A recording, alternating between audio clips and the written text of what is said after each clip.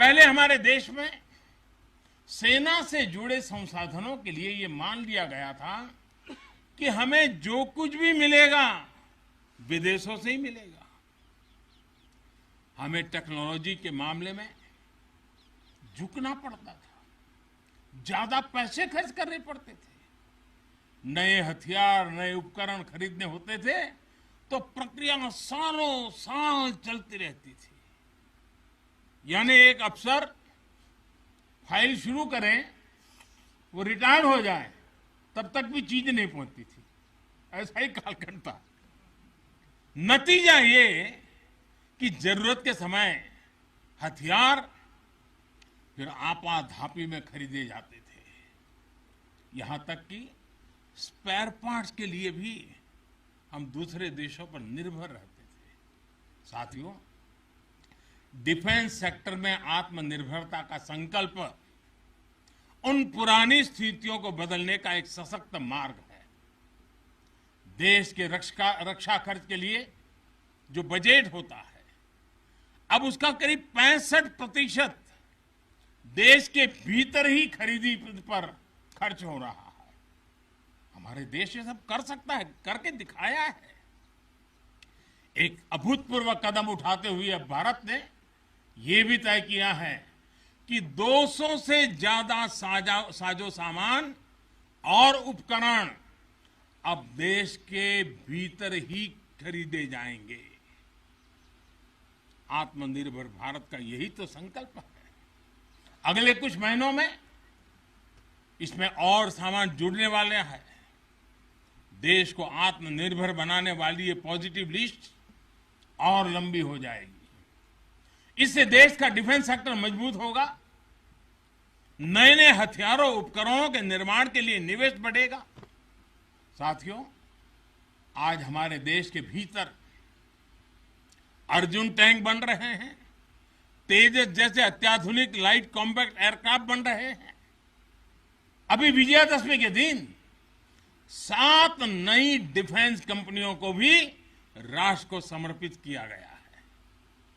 हमारी जो ordinance factories थी, वो अब स्पेशलाइज्ड सेक्टर में आधुनिक रक्षा उपकरण बनाएगी। आज हमारा प्राइवेट सेक्टर भी राष्ट्र रक्षा के संकल्प का सारथी बन रहा है। हमारे कई नए डिफेंस स्टार्टअप्स आज अपना परचम लहरा रहे हैं। हमारे नौजवान 20, 22, 25 साल के नौजवान क्या क्या चीजें लेकर के आ रहे हैं, गर्व होता है। साथियों, उत्तर प्रदेश और तमिलनाडु में बन रहे डिफेंस कॉरिडोर इस स्पीड को और तेज करने वाले हैं।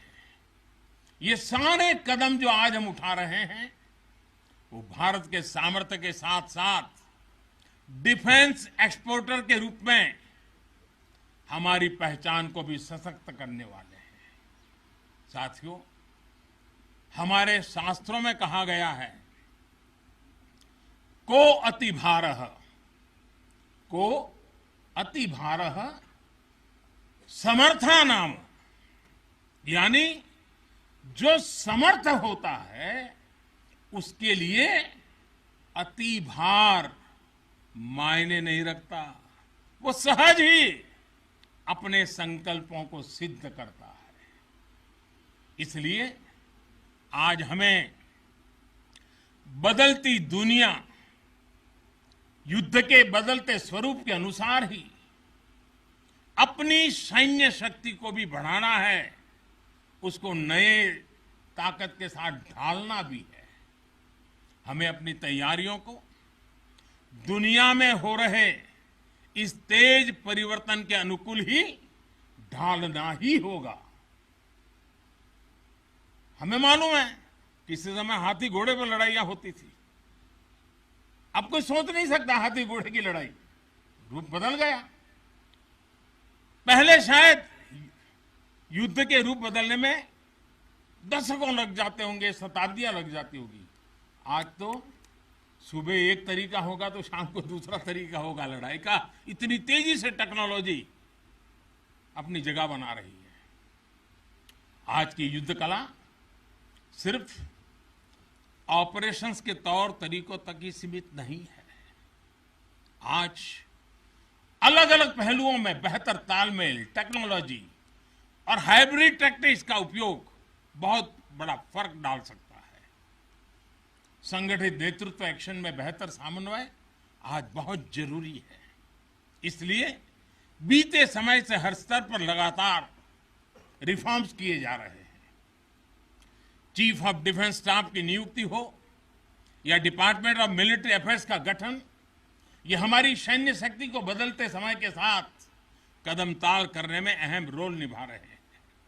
साथियों, आधुनिक बॉर्डर इंफ्रास्ट्रक्चर भी हमारी सैन्य ताकत को और मजबूत करने वाला है।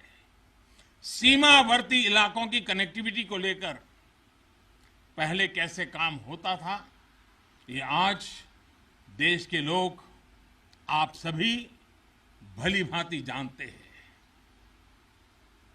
अब आज लद्दाख से लेकर के अरुणाचल प्रदेश तक, जैसलमेर से लेकर के अंडमान निकोबार द्वीप तक, हमारे बॉर्डर एरियाज में, हमारे समुद्री तट पर जहां सामान्य कनेक्टिविटी भी नहीं होती थी, वहां आधुनिक रोड, बड़े बड़े टनल्स, पुल और ऑप्टिकल फाइबर जैसे नेटवर्क बिछाए जा रहे हैं।